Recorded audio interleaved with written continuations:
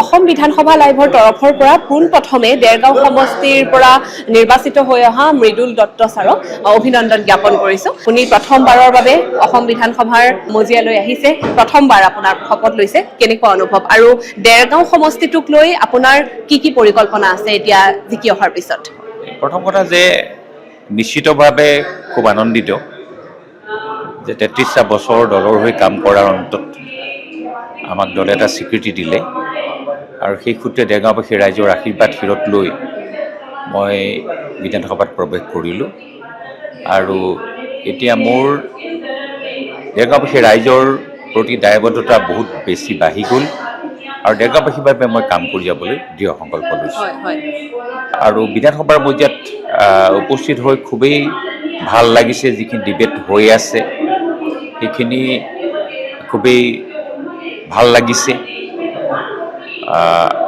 কংগ্ৰেছেই হওক বা বিজেপিৰে হওক বা আন যিবিলাক দল আছে তেওঁলোকৰ প্ৰতিজন সদস্যই বিভিন্ন ইছ্যুৰ ওপৰত পাৰ্টিচিপেট কৰিছে। ময়ো কৰিম। মই ইছ্যুচিৰ ওপৰত মোৰ বক্তব্য আছে, সেইখিনি কৰিম।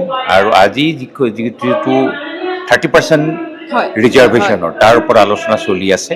অন্ততঃ 5-6জন বক্তা ইতিমধ্যে কৈছে আৰু এই বিধেয়কখন আমি পাছ কৰাই লৈ যাবলৈ দৃঢ় সংকল্প। হয়, ইউনিফৰ্ম চিভিল কোডৰ কথাটো যিহেতু আহিছে, মুখ্যমন্ত্ৰী ডক্টৰ হিমন্ত বিশ্ব শৰ্মাই পূৰ্বতে যেনেদৰে কৈছিলে যে এইবাৰ জিকি আহি প্ৰথম বিধানসভালৈ আহি তেখেতে ইউনিফৰ্ম চিভিল কোড যি UCC আনিবই আৰু কালিৰ দিনটোত উত্থাপন হৈছে UCC বিলখন। কি ক'ব, যিকেইটা মেইন পইণ্টছ আছে সেইখিনিৰ ওপৰত আপুনি কি ক'ব UCCৰ ওপৰত? প্ৰথম কথা যে জয়তে মই মুখ্যমন্ত্ৰী ডাঙৰীয়াক ধন্যবাদ জ্ঞাপন কৰিছোঁ যে তেখেতে যি পঞ্চদশ বিধানসভাত তেখেতে কথা দিছিলে যে মই পিছৰবাৰ যদি পুনৰ শাসনলৈ আহোঁ এই বিলখন উত্থাপন কৰিম, সেই কথা ৰাখি তেখেতে বিলখন ইয়ালৈ আনিছে আৰু এই বিলখনৰ দ্বাৰা সমগ্ৰ অসমতে এটা সুদূৰ প্ৰসাৰী প্ৰভাৱ পৰিব।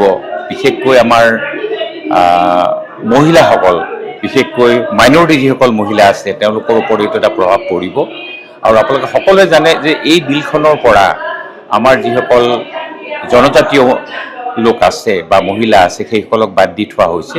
তেওঁলোকৰ নিজৰ কিছুমান কৃষ্টি সংস্কৃতিৰ ওপৰত কিছুমান কথা থাকে যাৰ বাবে তেওঁলোকক বাদ দি থোৱা হৈছে। আৰু যিখন এই বিলখনৰ প্ৰথম কথা হ'ল যে আপুনি পলিগেমিটো নহ'ব, পলিগেমিটো একেবাৰে বন্ধ হৈ যাব। একোজন পুৰুষে 2-3 গৰাকী মহিলা ৰাখিব নোৱাৰিব।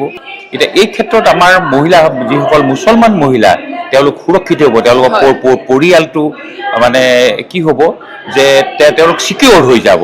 কাৰণ পূৰ্বতে ছাৰ আমি দেখিছিলোঁ মুখ্যমন্ত্ৰী ডক্টৰ হিমন্ত বিশ্ব শৰ্মাই যেতিয়া বাল্য বিবাহ ৰোধ আৰু বহু বিবাহ প্ৰচলন আইনখন নিষিদ্ধ কৰিছিলে, আইনখন আনিছিলে, তেতিয়া কিন্তু সংখ্যালঘু প্ৰধান অঞ্চলসমূহৰ মহিলাসকলে কিন্তু তেখেতক ছাপোৰ্ট কৰিছিল কিন্তু এই কথাটো, কাৰণ তেওঁলোকো কিছু ক্ষেত্ৰত ভুক্তভোগী। হয় নাই নিশ্চিতভাৱে আপুনি চাওক, এটা পৰিয়াল যেতিয়া চিকিউৰ হৈ থাকিব যে তেওঁৰ মানুহজনে দ্বিতীয়গৰাকী মানুহ আনিব নোৱাৰিব, সেই কথাটোৱে সেই মহিলাগৰাকীৰ তেওঁৰ যিটো স্থিতি, তেওঁৰ ঘৰখনত যিটো তেওঁৰ স্থিতি বা তেওঁৰ যি মৰ্যাদা সেইখিনি এতিয়া অক্ষুণ্ণ থাকিব। হয়, আৰু লগতে আমি নাৰী সুৰক্ষা 33% নাৰী সুৰক্ষাৰ বাবে অজন্তা নেওগ বাইদেৱে কথাখিনি কৈ আছে। সেই বিলখনৰ জৰিয়তে আপোনাৰ লোকসভা হওক বিধানসভা হওক নাৰীসকলৰ আসন সুৰক্ষিত হ'ব, 33% বৃদ্ধি পাব। কি ক'ব? নহয়, এইটোতো খুব এটা আদৰণীয় পদক্ষেপ যে মহিলাসকলক আমি আগবঢ়াই লৈ যাব লাগে। পলিটিকেলি আগবঢ়াব লাগে, ছ'চিয়েলি আগবঢ়াব লাগে, ইকনমিকেলি আগবঢ়াব লাগে। যেতিয়া নাৰীয়ে পলিটিকেল পাৱাৰ পাব তেতিয়া তেওঁ সমাজত তেওঁলোকৰ ভূমিকা বহুত বৃদ্ধি পাব। পলিটিকেল ডিচিশ্যন মেকিঙত মহিলাই অংশগ্ৰহণ কৰিব, তেতিয়া সকলো ক্ষেত্ৰতে মহিলাসকলৰ সমাজত মৰ্যাদা বৃদ্ধি পাব।